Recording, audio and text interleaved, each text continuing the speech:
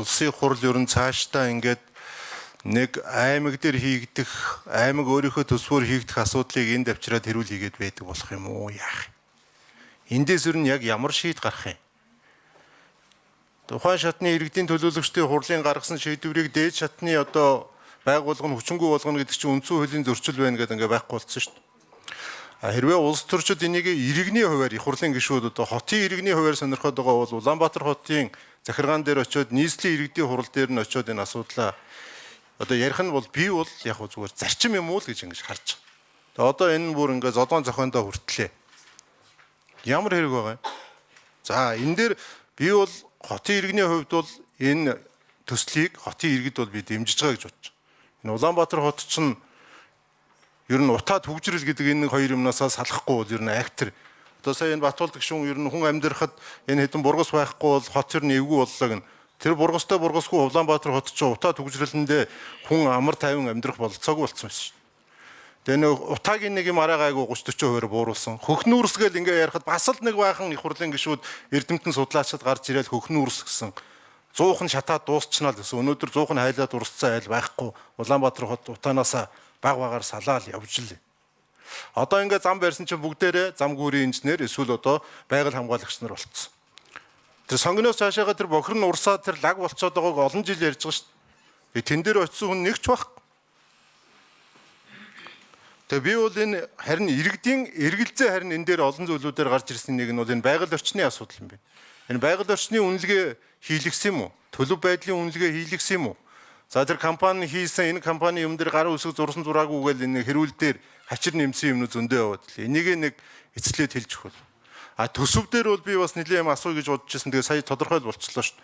13 онд 468 сая доллар байсан юм. Одоо 680 болсон юм байна. Зам нь эгнээ нэмэгдсэн юм байна. 4 байсныг нь 6 болгосон юм байна. 1.3 км гүүр байсан нь 9.9 км гүүр болсон юм байна. 13 оныхоо тараасаар барьчих гэсэн чинь тэр туулын эргээр байгаа гой үнэтэй хауснууд чинь тараасанд орсон газар дээгүүр баахан хорооллууд барьцсан. Тэгээ одоо дээгүүр нь одоо байшин дээгүүр явуултаа биш үү? Урагшлуулад ингээ явуулаад ингээ явж байгаа юм байна л гэж би ойлголоо. Тэгэхээр иргэдийн хувьд бол энэ байгаль орчны асуудал дээр яг ямар одоо үнэлгээ хийсэн юм уу, төлөв байдлын үнэлгээ байгаа мó үгүй мүү гэдэг дээр л асуулт байгаа. Тэрнээс нэг зам гүүр бариулахгүй гэдэг тээч бас биш. Ер нь одоо ингээд нэг том төсөл хөтөлбөр хийнэ гэхээр нэг баахан эх орончууд баахан одоо тийм хайртай хүмүүс гарч ирээд идэг. Тэгээ эцэст нь бол би зүгээр яг асуултын үгээ хэлчихээ дөө. Ер нь энэ замын ард нэг замдаач биш, бургасандаач биш юм бэ гэж харж байна.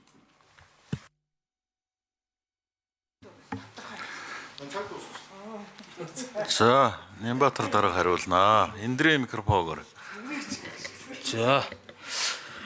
2013 онд эдийн засгийн хөгжлийн яамнаас туулын хурдны зам төслийн байгаль орчны төлөв байдлын үнэлгээ хийгдсэн. Энэ төлөв байдлын үнэлгээ гэдэг бол урьдчилан суур судалгаа. Өөрөөр хэлбэл аль тараасаар явах юм?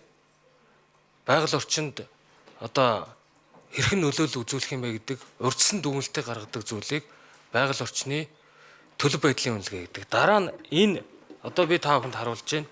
Энэ 2013 онд эдийн засгийн хөгжлийн яамнаас туул голын дагуу 33 км хурдны зам барих төслийн байгаль орчны нөлөөллийн наривчлсан үнэлгээг ингэж хэлгэсэн. За энэ дээр ингээд хөрсөнд ямар нөлөөлөл үзүүлэх юм, усанд ямар нөлөөлөл үзүүлэх юм, ургамалд ямар нөлөөлөл үзүүлэх юм. Ингэхдээ барих үед ямар нөлөөлөлтэй, барьсны дараа ямар нөлөөлөлд үзүүлэх юм гэдэг бүгдийг наривчилж ирсэн. За сүүлд нэг игнээ нэмж, нэг игнээ буюу одоо 6 игнээ болгосонтой холбоотойгоор мөн туулгалын тэр 10 км гүүрэн байгууламжтай болохыг санаачилсан ажлын даалгавар гаргасан санал өгсөн би. Яагад гэвэл үндэсний цэцэрлэг түрээлэнгээс яармаг хүртэлх яг хотын төв дундуур туулгалын энэ хурдны замын далангаар шийдэх гэжсэн. Далангаар шийдэхээр нийтдээ газраас дээшээ 21 м өндөр дайрган ийм одоо далангаар явж хотыг үндсэнд ийм далан хэрмээр хуваахаар ийм нөхцөл байдал харагдсан учраас энийг өөрчлөё. Ирээдүйн хот байгуулалт, хот төлөвт талаас энэ их зохимжгүй байна. Энийг хэдүүлээ өөрчлөё. Хоёрт нь орох нийт дайрганы орц хэмжээ, төвөм тархастайгийн орц хэмжээ бидний гаргасан тооцоо судалгаагаар Улаанбаатараас Эрдэнэ санд хүртэлх одоогийн барьсан замыг хийсэн далангийн төгөөмөл тархастай дүүцхүүц ийм их хэмжээ төс. Тэгээ хот орчимд ийм одоо их хэмжээний төгөөмөл тархастай орд газар дахиж нээгдэх боломжгүй байна. Хоёрдугаар хотын өнгө өмцөн хэмжээ бодъё гэдэг үүднээс энэ гүүрэн байгууламжаар 10 км явахаар болсон. За энэтэй уялдуулж энэ 26 хонд энэ наривчсан үнэлгээ хийсэн. Одоо тэр би гарын үсэг зурсан зураагүй гэдэг хүмүүс энэ наривчсан үнэлгээтэй ерөөсөө огт холбоогүй. Тэр хүмүүс урьдчилан төлөв байдлын үнэлгээнд оролцож компанитайгаа төлөв байдлын үнэлгээнд урьдчилан дүгнэлт өгсөн усууд. Тэгээд тэр компанитайгаа цалин мөнгнөөсөө болж маргангуудаа туулын зам гарч ирэнгүүт би зураагүй гэдэг асуудал тавиад тухайн компанийн удирдлагууд тухайн хүмүүстэй шүүгтэлцэж байгааг сонссон. Энэ наривчсан үнэлгээг бүх мэрэгжлийн байгууллагууд баталсан.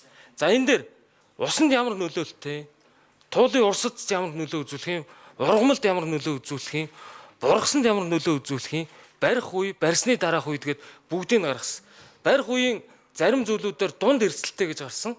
Баригдсны дараа бүх зүйл хэвийн эрсэлгүй гэдэг ийм дүгнэлтийг гаргасан. Энтэй холбоотой нэг ч хүн маргаан үүсгээгүй шүү гэдгийг бас хэлчихье.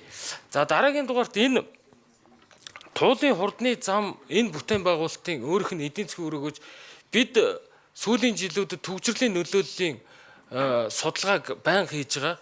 Ухаалаг хиймэл оюухан бүхий камерын нэгдсэн систем түүн дээр бид хэд хэдэн програм хангамжуудыг ашиглаж хийж байгаа. За энэ дээр бол жилд бид нар Улаанбаатар хотын төгжрлийн өртөг 1 тэрбум Америк долларын ийм төгжрлийн одоо өртөг алдж байна гэдэг ийм дүгнэлт гарсан.